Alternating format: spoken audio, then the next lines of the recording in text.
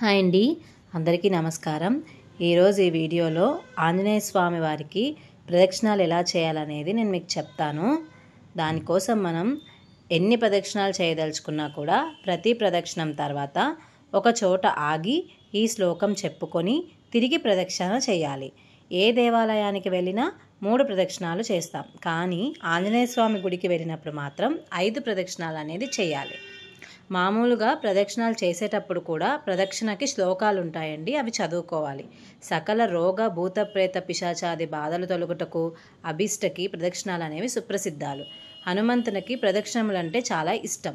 ఆంజనేయ స్వామి గుళ్ళో ప్రదక్షిణాలు చేసేటప్పుడు చెప్పుకోవలసిన శ్లోకం: ఆంజనేయం మహావీరం బ్రహ్మ విష్ణు శివాత్మకం అరుణార్కం ప్రభుం శమదం రామదూతం నమామ్యహం అని చదువుకుంటూ ప్రదక్షిణాలు చేయాలి.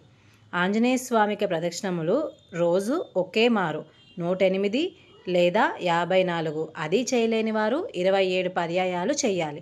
పుష్పాలు, వక్కలు, పసుపు కొమ్ములు వంటి వాటిని మనం లెక్కించడానికి వాడటం మంచిది.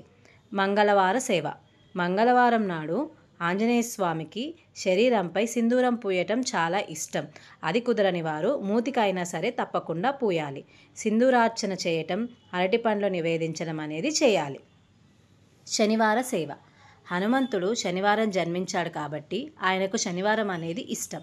నాడు యథాశక్తి విశేషార్చన, సహస్రనామాధికం చేయాలి. ఆ రోజున అప్పాలు, వడమాల వంటివి స్వామివారికి నివేదించి ఆయన ఆశీస్సులు మనం పొందవచ్చు. పంచ సంఖ్య: హనుమంతుడికి పంచ అంటే 5 సంఖ్య ఇష్టం కాబట్టి ప్రదక్షిణాలు కానీ నమస్కారాలు కానీ 5 చేయాలి.